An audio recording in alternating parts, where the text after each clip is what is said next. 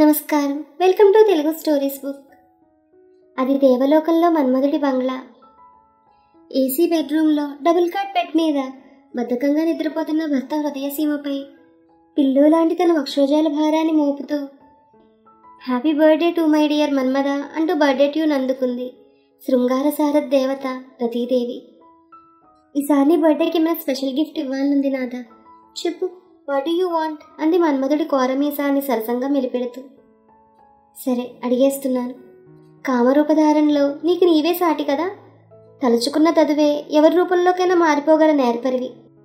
నా బర్త్డే గిఫ్ట్గా తమన్నా రూపం ధరించి ఆ రూపంలో ఈ రోజంతా నన్ను ఆనందభరితుని చేయాలి. రెచ్చగొడుతున్నట్లున్న స్వరంతో రెట్టించి అడిగాడు. ముల్లోకాల్లో సెక్స్ సింబల్గా నన్నే ఆరాధిస్తారే, దేవమానవులు సైతం నా పొందు కోసం తప్పిస్తారే, సౌందర్యానికి విశేషణంగా కవులు రచయితలు నన్నే వర్ణిస్తారే, అలాంటి నేను తమన్నా కంటే తీసిపోయానా నీ కళ్ళకి అంటూ దీనంగా అడిగింది.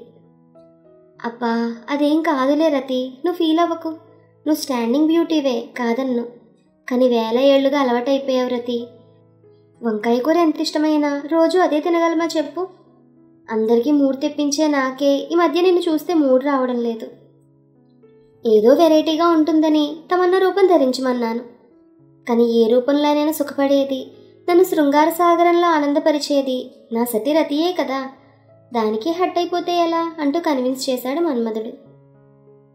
ఆహా, నేను మాత్రం నిన్ను వేలేళ్లుగా చూడాలా? నాకెలా వస్తుంది మూడు నిన్ను చూస్తే అని కొరకరా చూస్తూ కోపడింది రతీదేవి. మరక్కడే పిజ్జాలో కాలేశావు. భార్యకి మూడు లేకపోయినా రాకపోయినా వచ్చినట్లు నటించేసి భర్తతో కాపురం చేయగలదు, కానీ భర్తకలా కాదే. నిజంగా మూడు రాకపోతే నటించను లేడు, కాపురము చెయ్యను లేడు.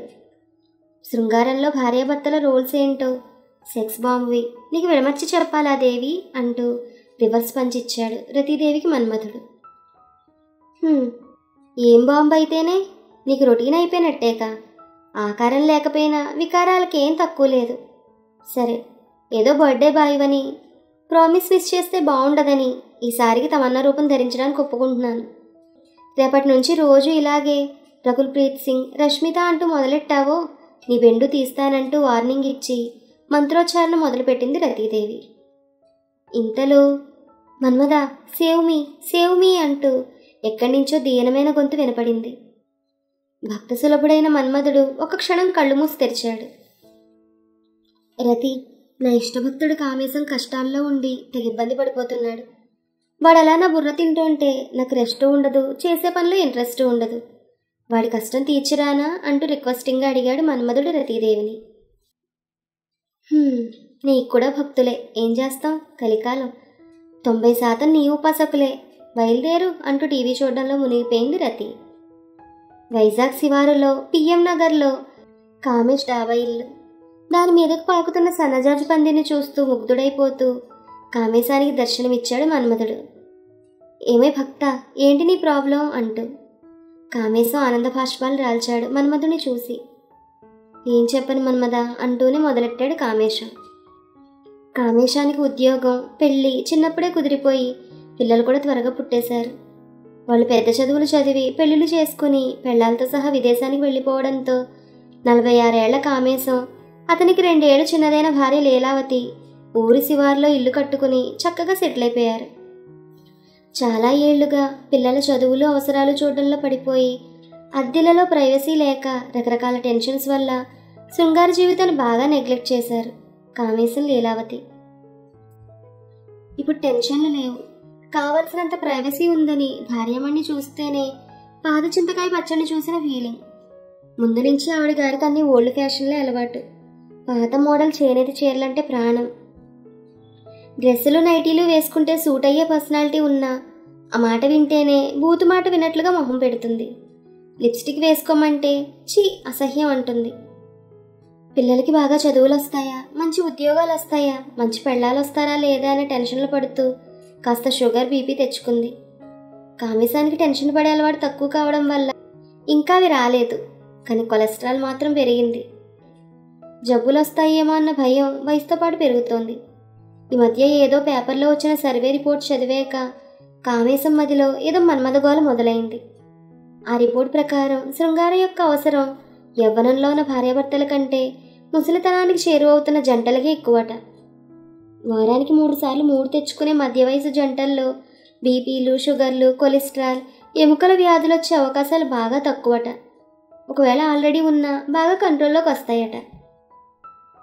అంతేకాదు, శృంగార సమయంలో రక్తంలో కలిసే ఎండార్ఫిన్ అనే హార్మోన్లు క్యాన్సర్, గుండె జబ్బులు లాంటి ప్రాణాంతక వ్యాధులు రాకుండా నివారిస్తాయట. ఆ రిపోర్టు భార్యకు చదివి వివరిస్తే, నా మొహం అన్నీ మీ మగాళ్ళు రాసే పిచ్చి రాతలే అంటూ ఒక్క ముక్కలో తుస్సుమనిపిస్తోంది. అసలు అలాంటి పాతకాలం వేషాలేసే పాత పెళ్ళాన్ని చూస్తే మూడే రావట్లేదు. స్వామి మన్మద, నువ్వేం చేస్తావో నాకు తెలియదు. అర్జెంటుగా తమన్నా లాంటి అందమైన వయసులోనే పిల్లని నాకు అనుగ్రహించు. ఈ పాత పెళ్ళానికి డైవర్స్ ఇచ్చేస్తాను. కొత్త పెళ్ళాంతో ఆనందం, ఆరోగ్యం పొందుతూ నూరెళ్ళు బతికేస్తానంటూ తన కోరికను ఆయాసపడుతూ వెళ్ళగక్కాడు కామేశం. ఆ మాట విన్న మన్మధుడు చంపేశావు పో అంటూ అప్రయత్నంగా అనేశాడు. నేనేమన్నా అమ్మాయిల బ్రోకర్లా కనిపిస్తున్నానటయ్యా? ఈ వయసులో నీకు తమన్నా కావాలా? కోపంగా కామేశాన్ని విసుక్కున్నాడు మన్మధుడు. అంతలోనే మన్మధుడు అంతరాత్మ గద్దించింది. ఏ, నీకో రూలు, నీ భక్తుడికో రూలునా? నీ ప్రాబ్లంలాగే ఉందిగా అతడి ప్రాబ్లం కూడా. మరి నీది తప్పు కానప్పుడు అతని తప్పెలా అవుతుంది అంటూ. లీలావతి, ఇలాంటి సాధ్వికి అన్యాయం చేసి వేరే పిల్లని కామేశానికి కట్టబెట్టడమా? తను తలుచుకుంటే 4 బాణాల పని, కానీ అలా చేయడం తప్పు. కాబట్టి మన్మధుడి మనసు అంగీకరించలేదు. గొప్ప చిక్కే తెచ్చిపెట్టావు. నన్ను కాసేపు ఆలోచించుకొని వస్తానంటూ అంతర్ధానమైపోయి రతీదేవి అంతఃపురంలో వాలిపోయాడు మన్మధుడు. అప్పటికే విషయమంతా ల్యాప్టాప్లో చూసిన రతీదేవి పగలబడి నవ్వుకుంటోంది. వాడికి కూడా తమన్నానే కావాలంటగా, తెస్తావా? నవ్వాపుకుంటూ అడిగిందామె. ఇలా ప్రతి భక్తుడు తమన్నా తాప్సీ అంటే నేనెక్కడ తేను అంటూ జుట్టు పీక్కున్నాడు మన్మథ. అలా రా దారికి.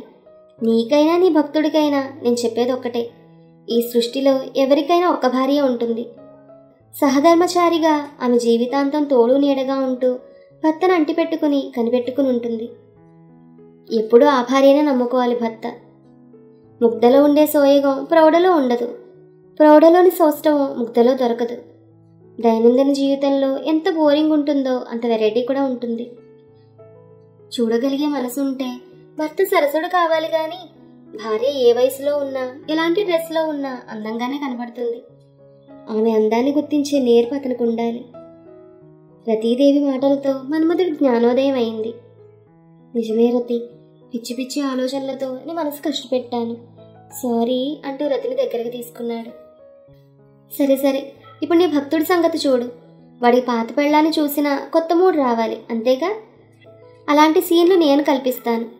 టైం చూసి బాణాలు వేసి ఇద్దరిని ముగ్గులోకి లాగడం నీ పని అంటూ సినీ డైరెక్టర్ల ఆలోచనలో పడింది రతీదేవి.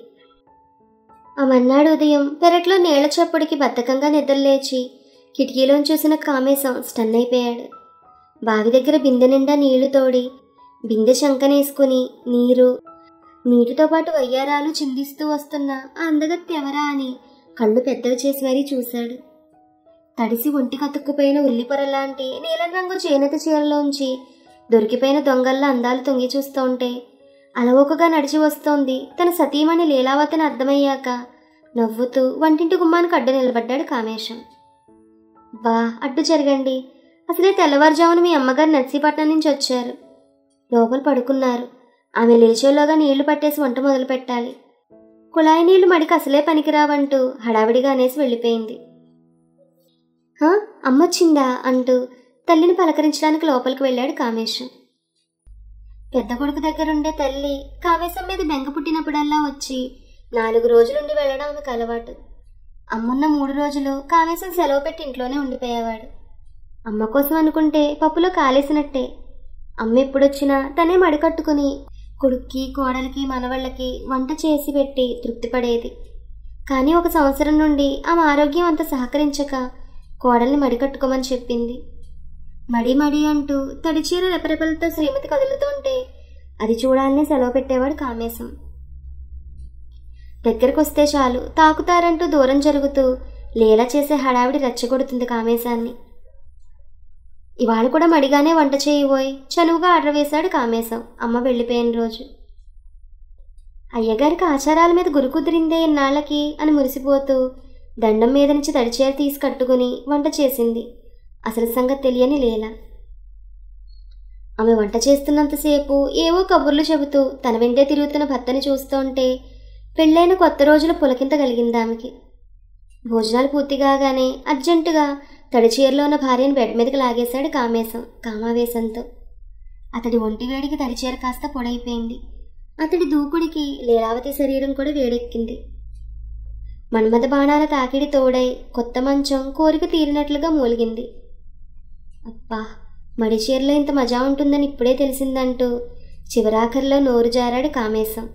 అప్పుడు అర్థమైంది లీలకు అసలు విషయం. ఇందుకా మడి కట్టుకోమంది, రేపటి నుంచి అస్సలు మడి కొట్టుకోను అంటూ సిగ్గుపడిపోయింది లీలావతి. రోజు వద్దులే, కనీసం వారానికి ఒక్కసారి ప్లీజ్ ప్లీజ్ అంటూ బ్రతిమాలి బామాలి వారానికోసారి తడి సొగసుల విందు కొప్పించగలిగాడు కామేశం. ఎలా ఉంది మన బాణం దెబ్బ? ఆ రాత్రి మన్మధుడు ప్రత్యక్షమే అడిగాడు భక్తుడి కామేశాన్ని. థ్యాంక్ యూ స్వామి, వారానికోసారి 3 గ్యారంటీ. ఆరోగ్యానికి కూడా గ్యారంటీ కావాలంటే మరో 2 సార్లు 3 రప్పించాలి. ఎలా చేస్తావో ఏమో అని కామేశం కోరగానే మన్మధుడు మాయమై రతిదేవి చెవిలో కామేశం చెప్పిన భక్తుని కోరిక ఊదాడు. లెట్ మీ సీ అంటూ తల ఊపింది రతీదేవి. 2 రోజుల తర్వాత సరిగ్గా రాత్రి డిన్నర్ వేళకి సడన్గా ఇంట్లో కరెంటు హుష్కాకి. ఇవాళకి మనకి డాబా మీద మూన్లైట్ డిన్నరేనోయ్ అంటూ తన వంతుగా గిన్నెలు కంచాలు డాబా మీదకి తెచ్చాడు కామేశం. వంట గిన్నెలతో లీలా కామేశాన్ని అనుసరించింది.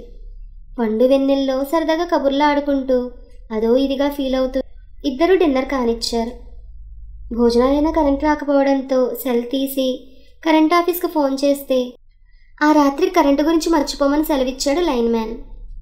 కిందుక్కలో ఏం పడుకుంటాం గాని మన పక్కల డాబా మీదకే తెచ్చుకుందామంటూ కిందకి దిగి దిళ్ళు పొంతలు తీసుకుని డాబా మీదకి చేరాడు కామేశం. లీలావతి ఫ్రెష్గా స్నానం చేసి నెమలకంఠం రంగు కల నేత చీర మ్యాచింగ్ బ్లౌజ్తో డాబా మీదకి చేరుకుంది. సన్నజాజి పందిరి కింద పక్కేసుకుని నోట్లో ఒక్కేసుకుని పక్కలో చుక్కలాంటి పెళ్ళాన్ని వేసుకుని పడుకుంటే బాణాలు వేయకుండా ఊరుకుంటాడా మన్మధుడు? పరిమళ భరితమైన పిల్లగాళ్ళు అల్లరి చేస్తుంటే భార్యను తమకంగా అల్లుకుపోతూ, లీలావతి, నువ్వు నా సతివి కాదు, సాక్షాత్తు రతీదేవివని కామేశం అనేసరికి ఓ మూల నుండి బాణాలేస్తున్న మన్మధుడు ఉలిక్కిపడి ఉరుము చూశాడు భక్తుడికేసి. చెరుకు తోటలో చెలరేగిపోయే ఏనుగుల్లా కథనానికి కాలు దువ్వే సైనికుల్లా కామేశం చెలరేగిపోతుంటే ధీటుగా పోటీ ఇచ్చింది లీలావతి. లీలా, కరెంటుతో పని లేకుండా కనీసం వారానికి ఒక్కసారైనా డాబా మీదే మన పడక, ఏమంటావ్ అంటూ అంతా అయ్యాక ఆ ముంగురుల్లో ప్రేమగా సవరిస్తూ వెంటనే ప్రపోజ్ చేశాడు కామేశం భార్యకి. లీలావతికి కూడా ఈ మధ్య శారీరకంగా మానసికంగా చాలా ఉల్లాసంగా అనిపిస్తోంది. సర్వే రిపోర్ట్ అబద్ధం కాదేమో అని కూడా అనిపిస్తోంది. అందుకే సరదాగా నవ్వు ఊరుకుంది. ఆ మన్నాడు రొటీన్ హెల్త్ చెకప్ కోసం డాక్టర్ రమా క్లినిక్ వెళ్ళారిద్దరు. టెస్టులన్నీ అయ్యాక వీరిద్దరి వైపు చూసి ఆశ్చర్యపోయింది డాక్టర్ రమా. ఇన్నాళ్ళు ఎన్ని మందులు కాంబినేషన్లు మార్చినా తగ్గని మీ బీపీ, షుగర్, కామేశం గారి కొలెస్ట్రాల్ ఈసారి పూర్తిగా నార్మల్కి వచ్చేసాయి. యోగా లాంటివి ఏమైనా మొదలు పెట్టారా మీరిద్దరూ అని అడిగింది డాక్టర్ రమా. యోగా కాదు, భోగా చేస్తున్నామంటూ ఇంకా ఏదో అనబోయి భార్య కాలు తొక్కడంతో గమ్మునుండిపోయాడు కామేశం. మన్నాడు కామేశం పిలుపుకి కాస్త విసుక్కుంటూనే ప్రత్యక్షమయ్యాడు మన్మథుడు. చూడు కామేశం, నువ్వేమడుగుతావో నాకు తెలుసు, 3వసారికి అంటావు అంతేనా? ప్రతి సీను మేమే క్రియేట్ చేస్తే నీకు మరీ స్కూల్ ఫీడింగ్ అయిపోతుంది. డైలీ లైఫ్లో వైఫ్ని పడేయడానికి బోలెడు ఛాన్సులు ఉంటాయి, నువ్వే ప్లాన్ చేసుకో ఈసారి అని మాయమైపోయాడు మన్మథుడు. గుర్రుమంటూనే బుర్రకు పదును పెట్టసాగాడు కామేశం. అబ్బా, నిన్న రమ్మగారి క్లినిక్లో నర్సు న్యూరోబియన్ ఇంజెక్షన్ చేసినప్పటి నుంచి జబ్బ నొప్పి చేసిందండి, జాకెట్ కూడా తొడుక్కోలేకపోతున్నానంటే నమ్మండి అంది బాధగా లీలావతి. పోనీ నొప్పి తగ్గేదాకా ఓ 3 రోజులు జాకెట్ వేసుకోకు, ఇంట్లో ఉండేది మన ఇద్దరమేగా యథాలాపంగా అనేశాడు కామేశం. లీలావతికి తప్పలేదు.